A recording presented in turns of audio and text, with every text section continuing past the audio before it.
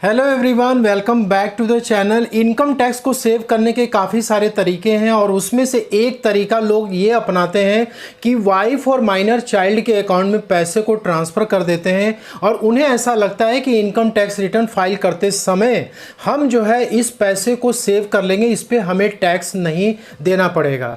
तो दोस्तों, आज के वीडियो में हम डिस्कस कर रहे हैं कि यदि हम वाइफ या माइनर चाइल्ड के अकाउंट में पैसे को ट्रांसफ़र करते हैं तो क्या हम इससे करके टैक्स को अवॉइड कर सकते हैं, हमें टैक्स नहीं देना पड़ेगा। तो ऐसे क्या क्या तरीके होते हैं जिसको कि लोग अपनाते हैं, अपनी वाइफ और माइनर चाइल्ड के अकाउंट में पैसे को ट्रांसफ़र करके टैक्स को बचाने की कोशिश करते हैं। सबसे पहला होता है दोस्तों, जो सबसे कॉमन है वो है सेविंग अकाउंट। बच्चे के नाम पर सेविंग अकाउंट ओपन है, वाइफ के नाम पे ओपन है, उसमें आपने पैसा ट्रांसफ़र कर दिया और आपको लगता है कि हम टैक्स को सेव कर लेंगे। दूसरा तरीका ये हो गया कि आपने वाइफ के नाम से फिक्स डिपॉजिट करा दिया, 5 लाख 10 लाख की एफडी करा दी और उस इनकम को आपने हाइड कर दिया और आपने टैक्स को सेव कर लिया। तो क्या आप ऐसा कर सकते हैं, आगे बात करेंगे। नेक्स्ट होता है कि आपने वाइफ के नाम पर कोई फ्लैट खरीदा, कोई घर खरीदा है या फिर कोई ज़मीन आपने खरीदी हुई है और ये सारी प्रॉपर्टी तो वाइफ के नाम पे है लेकिन पैसा आपका लगा हुआ है, आपने पैसा ट्रांसफ़र करा है वाइफ के अकाउंट में इस प्रॉपर्टी को बाई करने के लिए। नेक्स्ट ऑप्शन होता है कि आपने वाइफ के नाम से डीमैट अकाउंट ओपन करा दिया या माइनर चाइल्ड के नाम से ओपन करा दिया। अब उसमें क्या हो रहा है, ट्रेडिंग चल रही है, इन्वेस्टमेंट का काम चल रहा है। मतलब ट्रेडिंग का इन द सेंस कि फ्यूचर एंड ऑप्शन की ट्रेडिंग हो सकती है या इंट्रा डे की ट्रेडिंग हो सकती है या फिर आपने शेयर को आप खरीद रहे हैं, उसको आप बेच रहे हैं, इन्वेस्टमेंट की तरह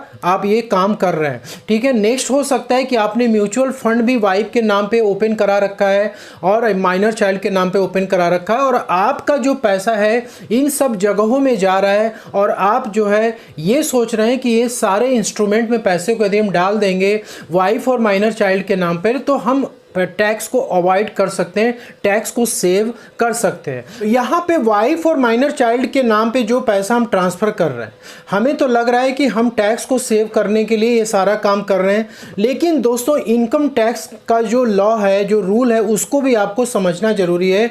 तो यदि हम बात करें यहाँ पर तो इनकम टैक्स में एक क्लबिंग ऑफ इनकम का एक चैप्टर है जो कि सेक्शन 64 में कवर होता है।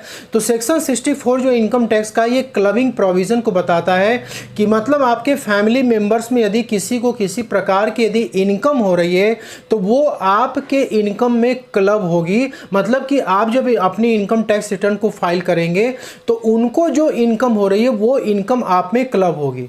तो दोस्तों, जैसे सेविंग अकाउंट है, वाइफ या माइनर चाइल्ड के नाम पे आपने पैसे उसमें डाल रखे हैं, उस पर जो इंटरेस्ट की इनकम हो रही है वो आपके आईटीआर में क्लब होगी। यदि फिक्स डिपॉजिट आपने वाइफ के नाम पे करा रखा है, उस पर इंटरेस्ट की इनकम हो रही है तो आपके आईटीआर में आपके इनकम में वो क्लब होगा।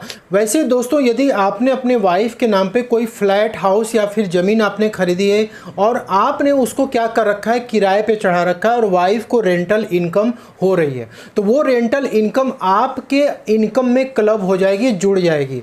डीमैट अकाउंट के केस में है कि यदि आप ट्रेडिंग करते हैं, जैसे इंट्राडे ट्रेडिंग ये करते हैं, तो इंट्राडे ट्रेडिंग जो होता है इनकम टैक्स के पॉइंट ऑफ व्यू से वो स्पेकुलेटिव ट्रेडिंग माना जाता है। तो उससे जो भी प्रॉफिट एंड लॉस होगा वो आपका स्पेकुलेटिव प्रॉफिट और लॉस माना जाता है और आपको अपने इनकम टैक्स रिटर्न में उसे शो करना होगा, मतलब क्लब करना होगा। फ्यूचर एंड ऑप्शंस की ट्रेडिंग यदि आपकी वाइफ करती हैं तो फिर उस केस में फ्यूचर एंड ऑप्शन को बिजनेस इनकम की तरह माना जाता है, तो उसमें कोई भी प्रॉफिट लॉस होगा तो आपके आईटीआर में वो क्लब होगा। यदि इन्वेस्टमेंट की बात करें तो यदि आप शेयर को लेट सपोज की बाई करते हैं, कुछ समय के बाद आप सेल कर देते हैं, तो इस पे कैपिटल गेन और कैपिटल लॉस का कॉन्सेप्ट है। तो इस प्रकार की सिचुएशन होगी तो आपको अपने आईटीआर में कैपिटल गेन और कैपिटल लॉस को क्लब करना होगा। म्यूचुअल फंड में भी वही सिचुएशन है, आपको कैपिटल गेन या कैपिटल लॉस यहाँ भी हो सकता है, उसे भी आपको क्लब करना पड़ेगा।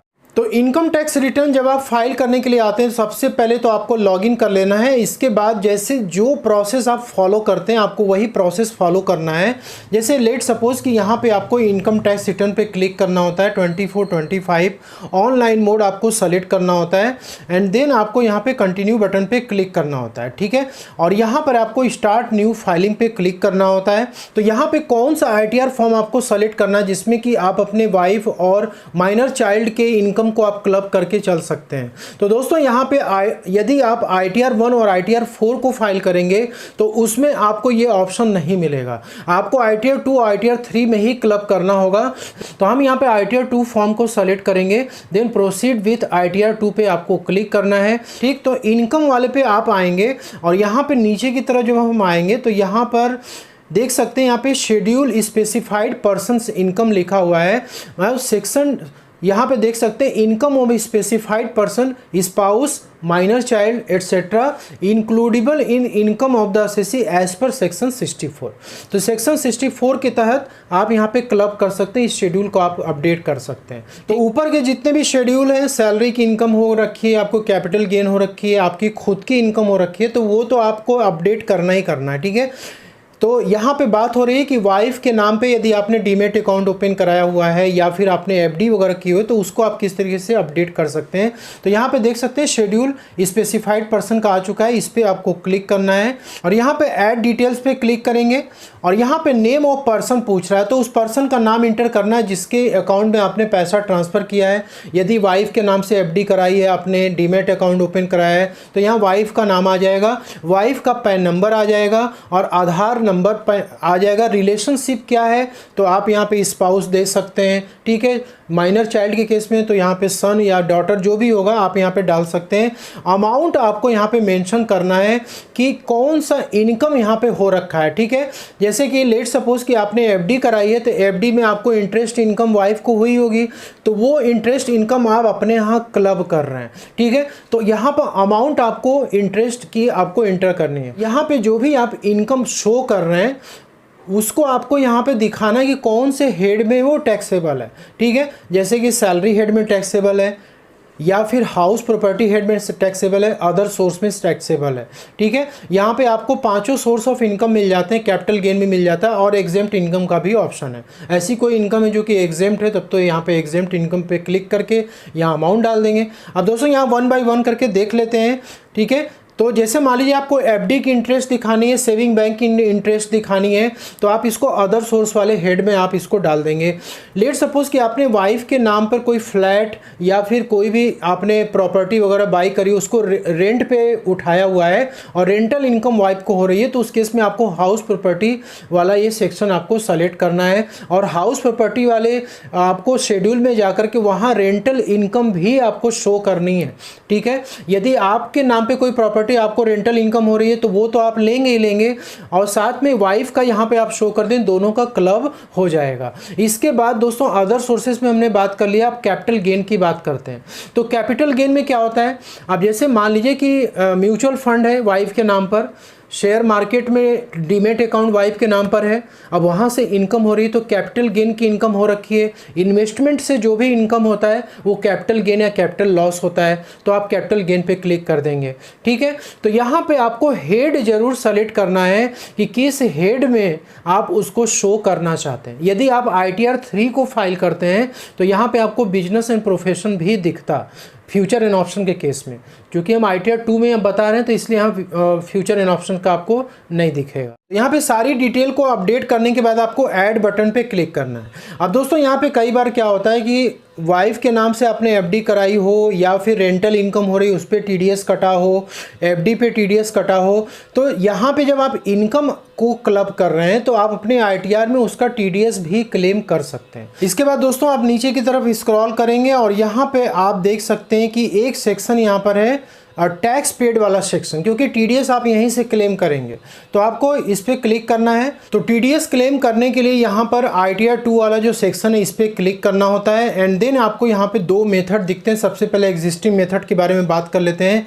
इस पर क्लिक करके ऐड डिटेल्स पे आप जाएंगे और यहाँ पर आपको 2 ऑप्शन मिलते हैं, एक तो होता है सेल्फ और दूसरा होता है अदर पर्सन। सेल्फ क्लिक करेंगे तो यहाँ पर आप अपने लिए कोई TDS आपका कटा है और अपडेटेड नहीं है 26 AS में और उस TDS का आपके पास डिटेल है तो आप सेल्फ में जाकर के यहाँ पे आप अपडेट कर सकते हैं। लेकिन यहाँ पर वाइफ के नाम पर जो आपने FD कराई है या फिर कोई रेंटल इनकम हो रखी है उस पर TDS कटा है और आप वाइफ का TDS यहाँ पे अपने यहाँ क्लेम करना चाहते हैं तो आपको अदर पर्सन पे क्लिक करना होता है एंड देन आपको यहाँ पे पैन नंबर इंटर करना है वाइफ का और यहाँ पे टैन नंबर इंटर करना होता है। उस डिडक्टर का, यानी कि जिसने एफडी पे इंटरेस्ट काटा ऑब्वियसली बैंक ही होगा, तो यहाँ पे 10 नंबर इंटर करना पड़ेगा, ठीक है। और यहाँ पे आप नीचे की तरफ आएंगे तो देख सकते हैं कि यहाँ पे लिखा है इनकम, तो कौन से इनकम पे टीडीएस कटा, यानी कि टीडीएस जो है आपका इंटरेस्ट इनकम हुआ होगा वाइफ को। लेट सपोज कि यहाँ पे 20,000 रुपीज़ इंटरेस्ट की इनकम हुई और यहाँ पे टीडीएस कटा 2,000 रुपीज़, ठीक है। और आप यहाँ पे क्लेम कर रहे हो पूरा टीडीएस वाइफ का आप अपने यहाँ क्लेम कर रहे हो, ठीक है। इसके बाद यहाँ नीचे की तरफ आएंगे तो यहाँ पे आपको कॉरिस्पॉन्डिंग रिसीट्स एंड विड्रॉल, मतलब कि आपको यहाँ इंटरेस्ट की इनकम यहाँ पे शो करनी है, या रेंटल इनकम हो रखी है तो वो रेंटल इनकम आपको शो करनी है जिसपे कि टीडीएस कटा है। तो ऊपर आपने 20,000 रुपीज़ इंटरेस्ट की इनकम इंटर की थी और यहाँ हेड ऑफ इनकम सेलेक्ट करना है, इनकम फ्रॉम अदर सोर्सेस, ठीक है। इस तरीके से आप इसको यहाँ पे ऐड कर सकते हैं। तो इनकम टैक्स डिपार्टमेंट जैसे ही आप यहाँ पे पैन नंबर इंटर करते हैं अपनी वाइफ का और यहाँ पे 10 नंबर इंटर करते हैं, तुरंत वो क्या कर लेता है, मैच कर लेता है डाटा, क्योंकि वाइफ के एंड पे जो रिपोर्टिंग की गई होगी उसके पैन नंबर पे वो डिटेल्स क्या होता है यहाँ पे अपडेट हो जाती है जैसे आप यहाँ पे क्लेम करते हैं, ठीक है।